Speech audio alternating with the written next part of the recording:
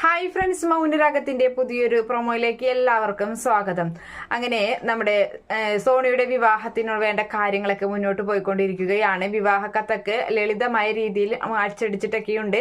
ഇതേ സമയത്താണെങ്കിൽ കാര്യങ്ങളൊക്കെ തന്നെ ലീക്കാവുന്നുണ്ട്. നമ്മുടെ രാഹുൽ അറിയുകയാണ് സോണിയ വിവാഹം ഉറപ്പിച്ചത്. അങ്ങനെ രാഹുൽ വേഗം തന്നെ പ്രകാശനെ കണ്ട് ആ ഒരു സത്യം വേഗം വെളിപ്പെടുത്തുകയാണ്.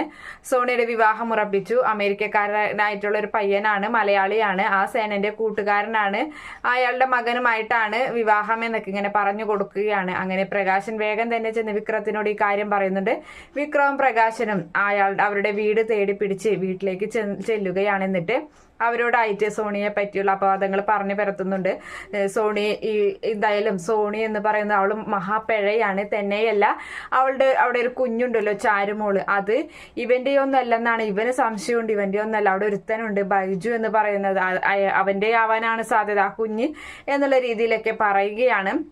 അതൊക്കെ കേൾക്കുന്ന അച്ചായനും അതുപോലെ തന്നെ ആൽബിക്കും വളരെയധികം ദേഷ്യം വരുന്നുണ്ടെങ്കിലും ദേഷ്യക്ക് കടിച്ചമർത്തുകയാണ് ചെയ്യുന്നത്. അതിനുശേഷം അവർ പറഞ്ഞതൊക്കെ വിശ്വസിച്ചു എന്നുള്ള രീതിയിൽ അവരെ അവിടെ നിന്നും യാത്രയാക്കുന്നുണ്ട്. അവരാണെങ്കിൽ പ്രകാശൻ വിക്രം വലിയ സന്തോഷത്തോടു കൂടി അവിടെ നിന്ന് ഇറങ്ങി പോവുകയാണ്.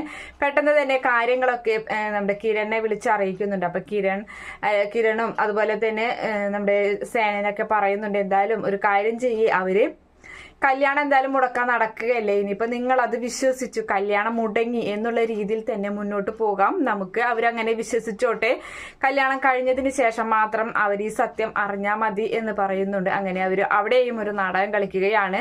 പ്രകാശനും മകനും വലിയ സന്തോഷത്തിലാണ് സോണിയുടെ വിവാഹം മുടക്കി എന്നുള്ള സന്തോഷം. പക്ഷെ ഇവിടെയാണെങ്കിൽ കല്യാണത്തിന് വേണ്ട കാര്യങ്ങളൊക്കെ മുറുകിക്കൊണ്ടിരിക്കുകയും ചെയ്യുകയാണ്. Okay friends, by, thank